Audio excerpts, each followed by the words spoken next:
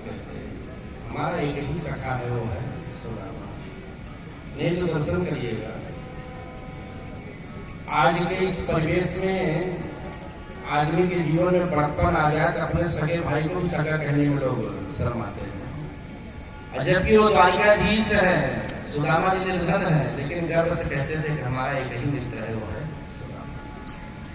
ऐसी भाव का दर्शन कराने के लिए वेद व्यास जी ने यहीं से श्री गणेश किया सुदामा चरित्र का। कृष्णस्यासी सखा कश्चिद, सुदामा जी के 6 विश्लेषण, पहला विश्लेषण यही श्री गणेश किया। कृष्णस्यासी सखा कश्चिद, भगवान श्री कृष्ण के मित्र हैं, ये पहला विश्लेषण सुदामा जी का। अच्छा, भी किसी के बारे में कह दिया जाए जो भारत के प्रधानमंत्री हैं, अमुक व्यक्ति के परम मित्र हैं, इससे ज्यादा परिचय क्या बता सकते हैं? फिर देखिए उसकी व्यवस्था। दूसरा परिचय, ब्राह्मणो, सुदामा जी ब्राह्मण है। और तीसरा परिचय, ब्राह्मणो ब्रह्मविद्म, सुदामा जी ब्रह्मविद्म ब्राह्मण है। तीसरा विशेषण सुदामा जी के बारे में। आप लोग ये भूल मत करिएगा, सुदामा जी भिखारी नहीं थे, सुदामा जी याचक नहीं थे, घर घर में गिड़गिड़ाते नहीं थे। जहां सुदामा जी को मानना योग्य था, जहां उनका सम्मान होता था, जो उनको निमंत्रण देते थे उन्हीं के घर जाया करते थे। इसलिए वो ब्रह्मविद्ध ब्राह्मण थे। उन्हें मरना स्वीकार था, पर ब्रह्मविद्ति छोड़ना स्वीकार नहीं था। जबकि सुदामा जी मूर्धन विद्वान थे, उच्च कोट के उद्भट विद्वान थे। विरक्त इंद्रियार्थेषु, चौथा विश्लेषण, सुदामा जी विरक्त थे। अरे भैया, जिसके पास पत्नी हो, बच्चे हो, वो विरक्त कैसे हो सकते हैं? नहीं, ये सारी संपत्ति परमात्मा की है, भगवान ने सबसे दिए हैं। अब हमारे घर में निर्धनता है तो ठाकुर जी जाने, और संपत्ति आ जाए तो ठाकुर जी जाने। हम तो सदा सर्वदा भगवान के भरोसे पर। आशा एक राम जी की, दो जी आशा छोड़ दे, नाता एक राम जी से दो जनाता। साधु संग राम रंग, अंग रंग रंगिए, काम रस छोड़ प्यारे, राम रस दिए। सीताराम सीताराम सीताराम कहिए, जाहि विधि राखे राम, ताहि विधि चली। पर आज का व्यक्ति अपने दुख से दुखी नहीं है, जितना कि पड़ोसी के मान बुआ से परेशान है। उसके घर में ये बच्चे क्यों प्रसाद पा रहे हैं? पर सुदामा जी विरक्त थे, भगवान पर भरोसा था। प्रशांत आत्मा, पंचवा विशेषण, सुदामा जी प्रशांत आत्मा थे, हरदम प्रसन्न रहते थे। आप बताइए, हम आप दिन भर कमाने जाए और शाम को बच्चे रास्ता रखते रहते कि पापा जी आएंगे, पिताजी आएंगे, चॉकलेट लाएंगे, नमकीन लाएंगे, बिस्किट लाएंगे। और आपके पास इतनी इनकम नहीं है, बच्चों को आप टॉफी ले जा सकते हैं, भोजन ले जा सकते हैं। बताइए, बच्चे अगर दुखी हो, माता पिता का प्रसन्न हो सकते नहीं। आज हमारे बच्चों के पास वस्त्र है तभी प्रसन्न, बच्चे हमारे भूखे हैं तभी प्रसन्न, क्योंकि वो परमात्मा का स्मरण करते थे कि परमात्मा की कृपा है कि बच्चे के पास भोजन नहीं, बच्चों के पास है, तो भगवान जाने उनको किस प्रकार से। जितेंद्रियः, सदा सर्वदा सुदामा जी इंद्रियों के बल को, अपने इंद्रियों को वश में रखते थे। 5 कर्मेंद्रियां, 5 ज्ञानेंद्रियां, सबका अधिष्ठाता एक मन, उनको केंद्रित करके रखते थे। हम लोग कहाँ भूल करते हैं, ध्यान दीजिएगा। मन को कभी केंद्रित नहीं कर पा रहा। कान जो सुनना चाहे हम वो सुने। दर्शन करिएगा। और कान के बहकावे में आ गए तो कान तो हमें ले जाकर गिरा देगा। अब कान तो कहेगा चलो इधर उधर की बातें सुनने देंगे, आप सुन लोगे नहीं। हम जो चाहे कान वो सुने। पांव जहां हम चाहे वहां जाना चाहिए। अब पांव के बहकाव में आगे ले जाकर गर्त में गिरा देगा। देखना इंद्रियों के न घोड़े भगे, रात दिन उनको संयम के कोड़े लगे। अपने रथ को शुमारग बढ़ाते चलो, कृष्ण गोविंद गोपाल गाते। कान जो हम सुनना चाहे वो नहीं तो मन के बहकाव में मन ले जाकर गिराएगा आपको। और सुदामा जी जितेंद्रिय थे, केंद्रित करते थे, भजन पर सदा सर्वदा विश्वास करते थे। ये तो सुदामा जी का परिचय है। अब उनकी पत्नी का परिचय करवाया थे। पतिव्रता पतिं प्राह मलायका पत्नीनुषा। पति प्रकार है, पति आज्ञा करी, इसी पति की आज्ञा में जीवन जी रही है।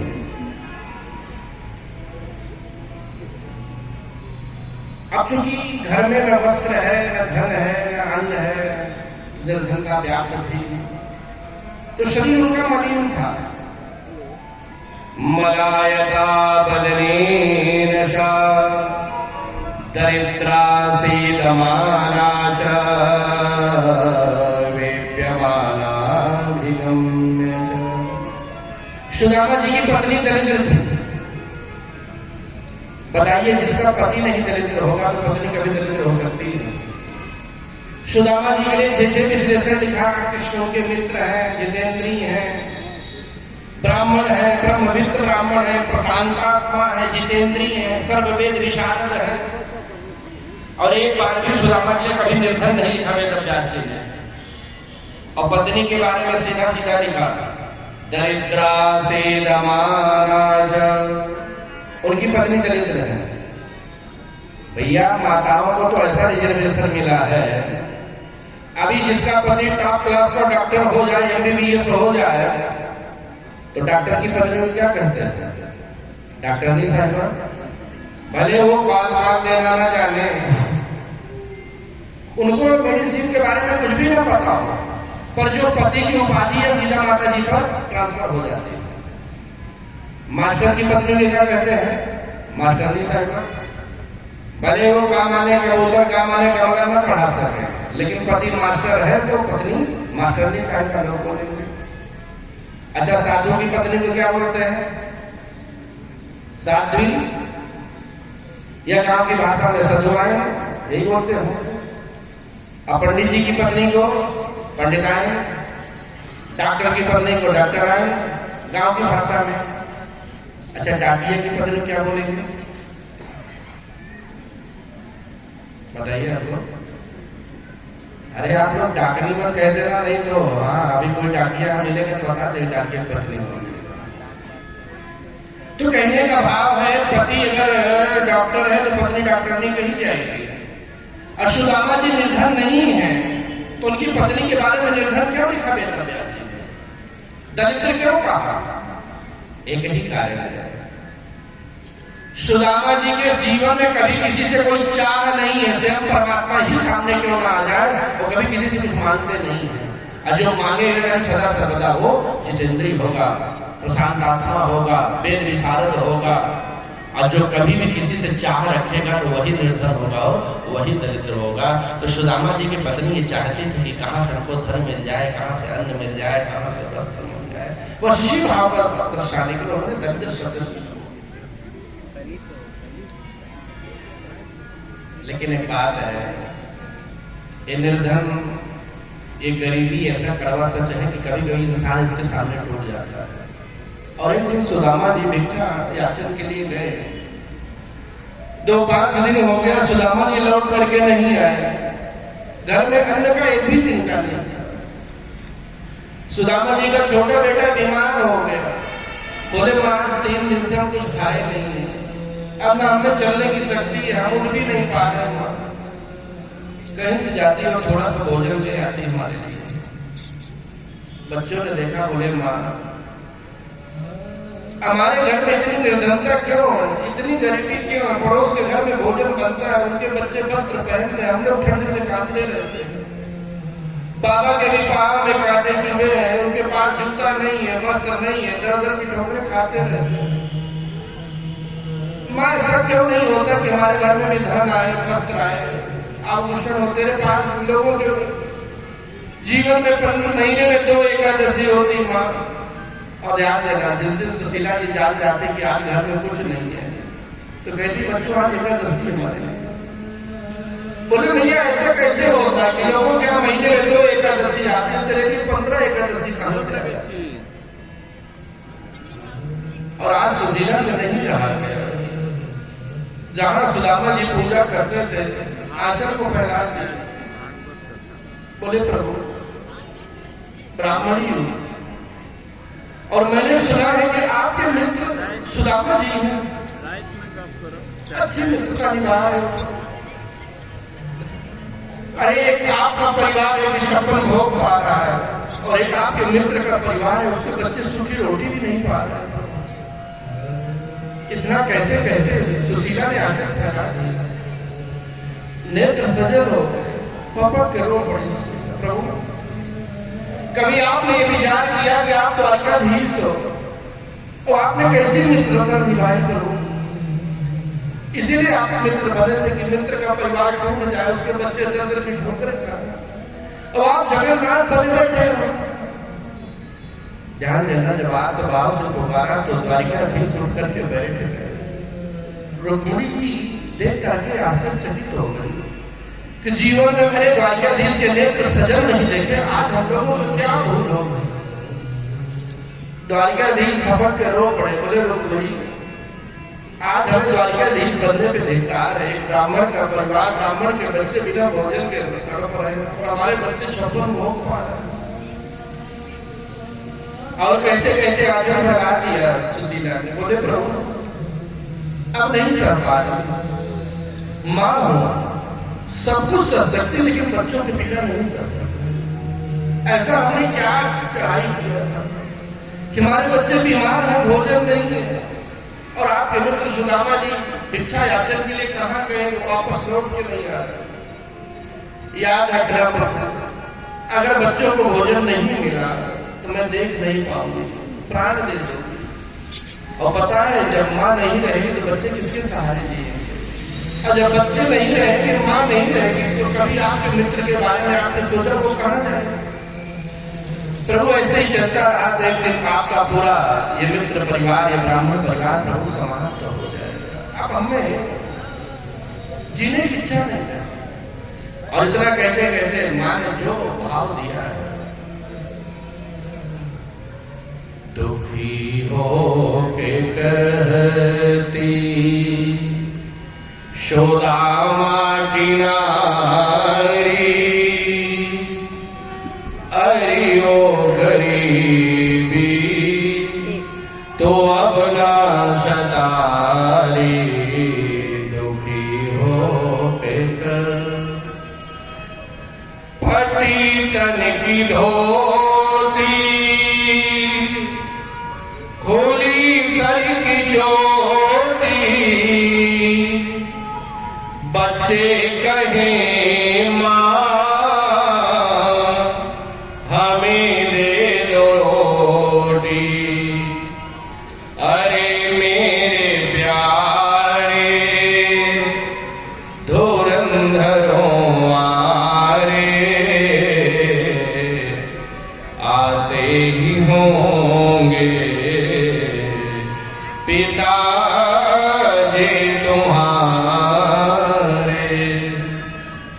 शोदामा जी आए, बच्चे उठ के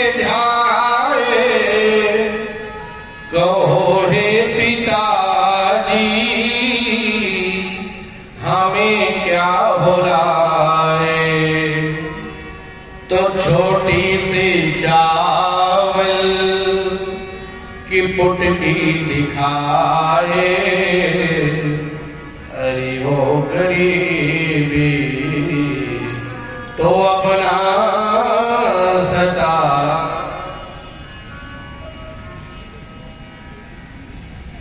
सुदामा जी आए हैं।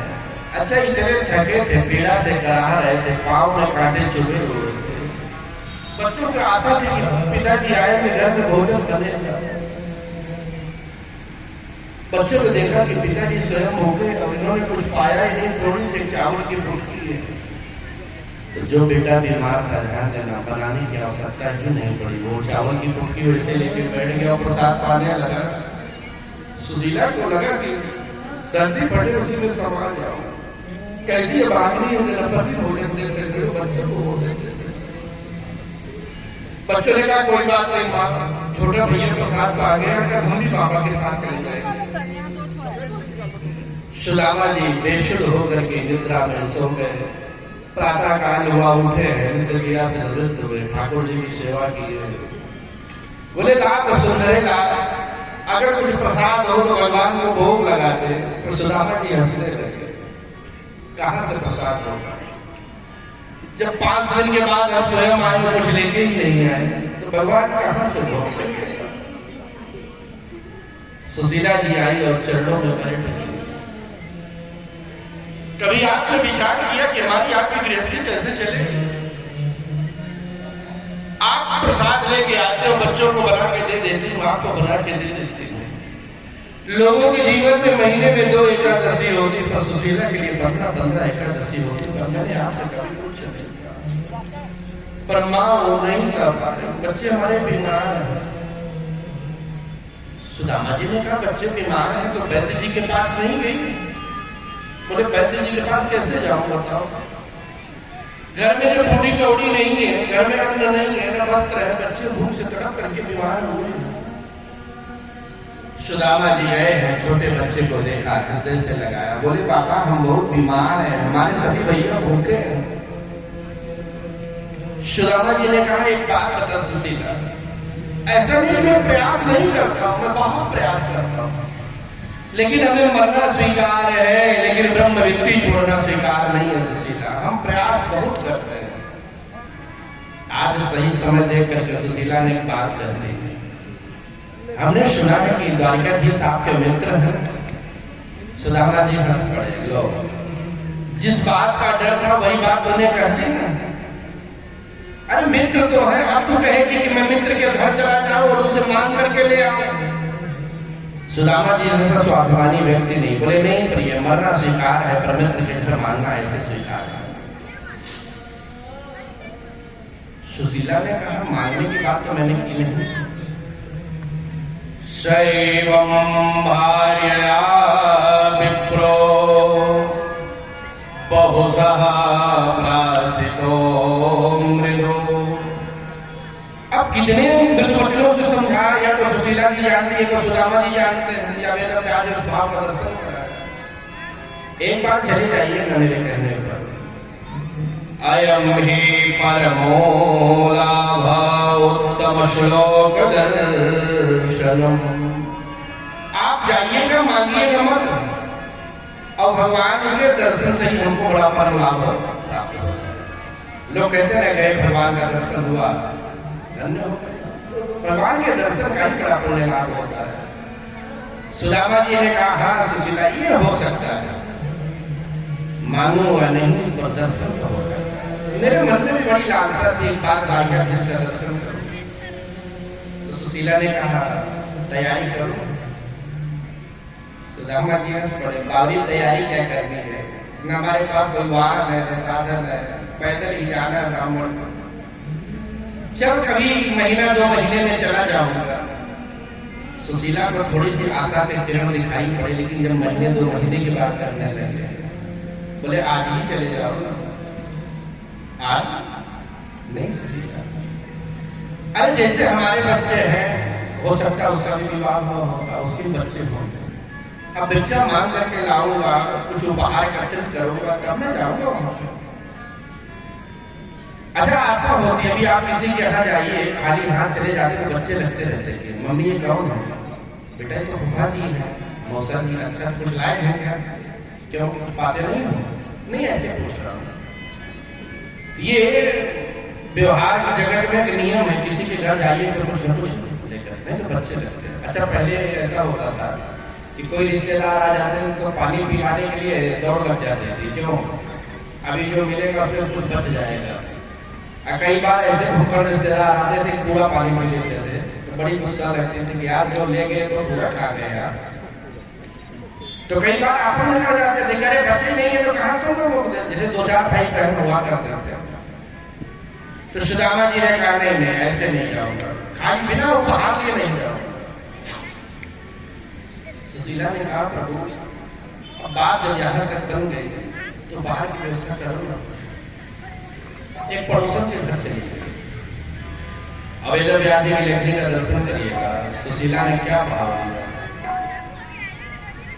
या चित्वा चतुरो मुष्टिं विप्रान् प्रथुगतन्नुगाम्,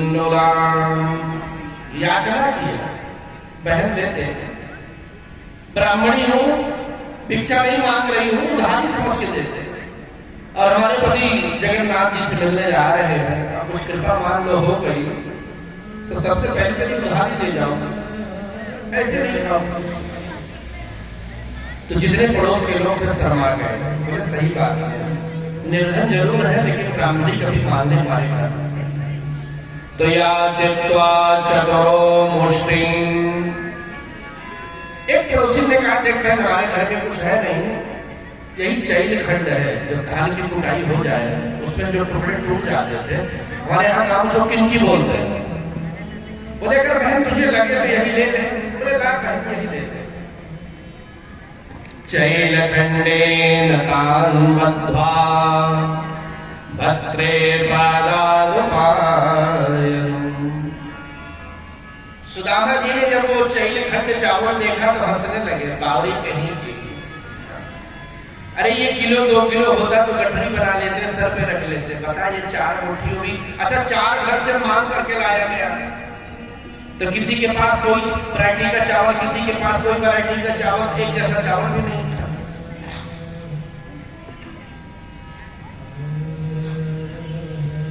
तिवारी की 5 से 10 मिनट बैठ जाइए, 10 मिनट बैठ जाइए, झांकी का व्यवस्था हो जाएगी। 10 मिनट बैठ जाइए।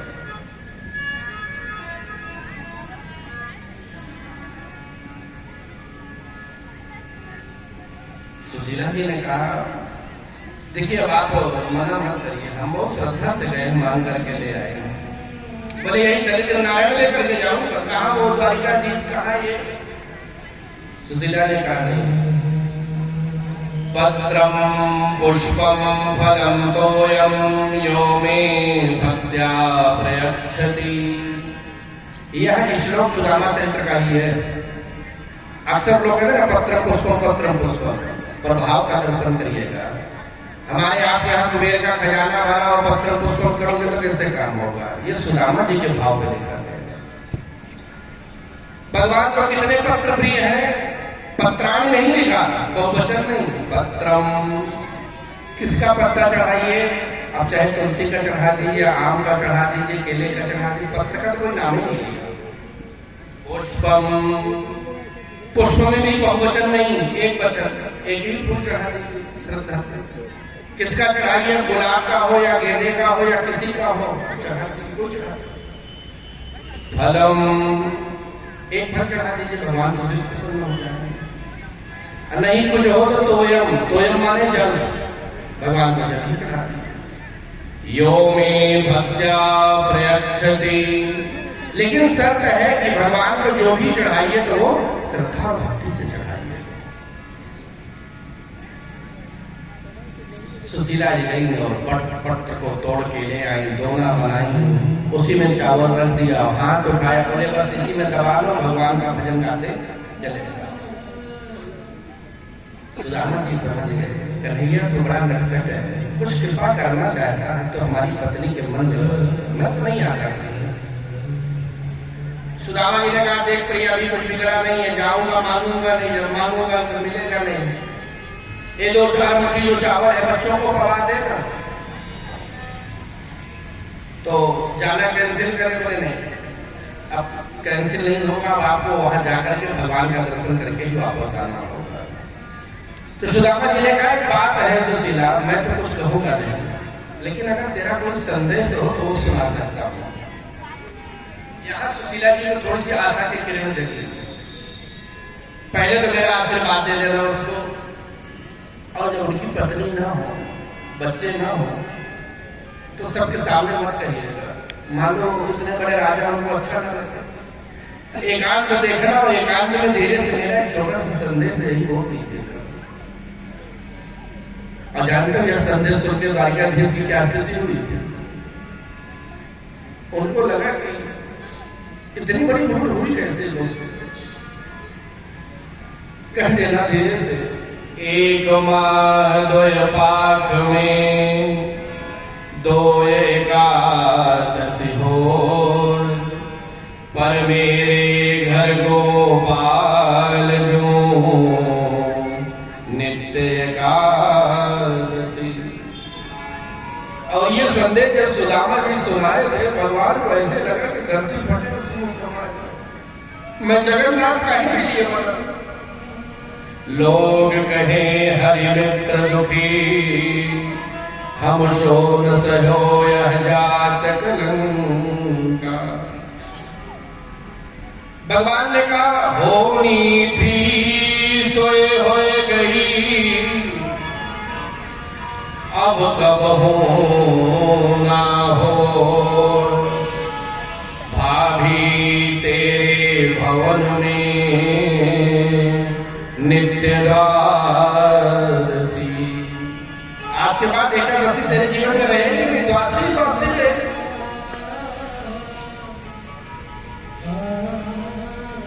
सुदामा जी बाहर आए और भगवान का स्मरण करते हुए, सच में कन्हैया तुमने कुछ कृपा तो जरूर किया है, नहीं तो हम तो नहीं आते। आज इतने आनंद और भाव में डूब गए, रास्ते में जा रहे भगवान का बाल लीलाओं का चिंतन कर रहे हैं। आइए जिनको भी जगन्नाथ जी का दर्शन करना है, जगन्नाथ जी से मिलना है, तो सुदामा जी के संग में चलता है, लेकिन इतनी सुंदर थाली की व्यवस्था करिए। बड़े भाव से झूमते हुए श्रद्धा द्वारकाधीश का इंतजार करना सुदामा जी का, हमारा मित्र आ रहा है। आइए हम लोग भी बड़े भाव से झूमते हुए चलते सुदामा जी के संग में, कैसे